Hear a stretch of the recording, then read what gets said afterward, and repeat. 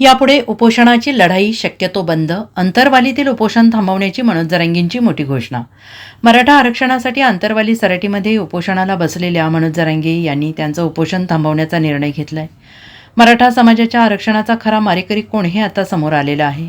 मराठा समाजाचे डोळे उघडले असं म्हणत त्यांनी मुख्यमंत्री देवेंद्र फडणवीस यांच्यावर टीका केली.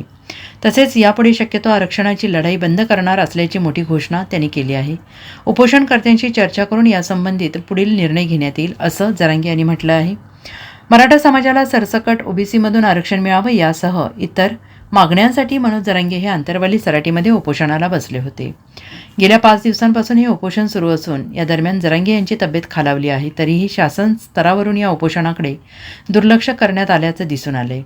मराठा समाजाला न्याय मिळवून देण्यासाठी एवढे दिवस आंदोलन करावं लागेल असं वाटलं नव्हतं असं जरांगे यांनी म्हटलंय. मस्साजोगचे दिवंगत सरपंच संतोष देशमुख यांचे बंधू धनंजय देशमुख यांनी मंगळवारी रात्री मनोज जरांगे यांची भेट घेतली. आनंदावर तुमच्या आनंदावर विरजन पडू शकतं मनोज जरांगे म्हणजे त्याला. हो, मला पुढचं नाही बोलायचं. आत्ताच मी सांगितलेलं आहे, मला आत्ताच काय बोलायचं नाही. मी बोलणार बी नाही तुम्हाला आणि बोललो बी नाही. सरकार स्थापन झाल्यापासून आजपर्यंत फडणवीस साहेबांना काय शब्दानं बोलणार बी नाही. आणखी ज्या दिवशी बोलायचं त्या दिवशी सांगाल तुम्हाला. 25च्या नंतर मी काय बोलायचं तर बोलून म्हणलेलं आहे. ह्या आंदोलनात मी एक शब्दही बोलणार नाही असं सांगितलं होतं, त्याप्रमाणे मी वागलेलं आहे. आता मराठ्यांपुढेही कळालं खरी चूक कोणाची, फडणवीसाची का आमची. आम्ही का फडणवीस साहेबांना बोलतो का नाही. आता मराठा समाज आता तरी शहाणा झाला असेल. मराठा समाज आता तरी डोळे उघड असेल. आपल्या लेकरा बाळांचं वाटलं करायपर्यंत हा माणूस मागं बघत नाही. ठीक आहे, मी या आंदोलनात काय बोलणार नाही असा शब्द दिला असल्यामुळे बोलणार नाही. पण फडणवीस साहेब पुन्हा सांगतो, वाटत नव्हतं आम्हाला या गोरगरीब मराठ्यांशी तुमच्याकडून बेमानी आणि गद्दारी होईल म्हणून.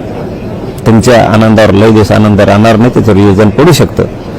पण तुमच्याकडून अपेक्षा नव्हती फडणवीस साहेब की तुमच्याकडून बेमानी आणि गद्दारी मराठा समाजाच्या मागणीशी होईल मग. बस यापुढे मला काय बोलायचं नाही. आता आमच्या पद्धतीने आम्ही आंदोलनं करू आणि आम्ही काय ते बी सरकारला वेगळ्या पद्धतीने आंदोलन करू. आता आम्ही इथून पुढच्या काळात तुम्ही जो समाजासोबत निर्णय बसून घेणार आहे तो आता घेणार की सकाळी घेणार, नेमकं स्पष्टपणे सांगा. हो ना, आता आता बोलावं का सकाळी बोलावं त्यांना बघून. आता जसं वेळ असेल तसं बोलू. आता बोलू किंवा सकाळी बोलू ते तेवढ्याबद्दल फायनल नाही. फक्त बाकी सगळं फायनल केलं चित्राने. बसायचंच नव्हतं उपोषणाला आम्हाला. बसलो तरी आम्हाला वाटतच नव्हतं 5-6 दिवस लागतात म्हणून मागण्या अंमलबजावण्याला असं वाटत होतं. बसलं की दुसऱ्या दिवशीच इकडे तिकडे होईल. बेमानी गद्दारी होणार नाही मराठीची फडणवीस साहेबाकडून. ठीक आहे, पुढचं काय बोलायचं मला, मी आंदोलनात बोलणार नाही म्हणलेलो. मी नंतर स्पष्टपणाने सगळं बोलू. Bureau report SBN Marathi, Mumbai.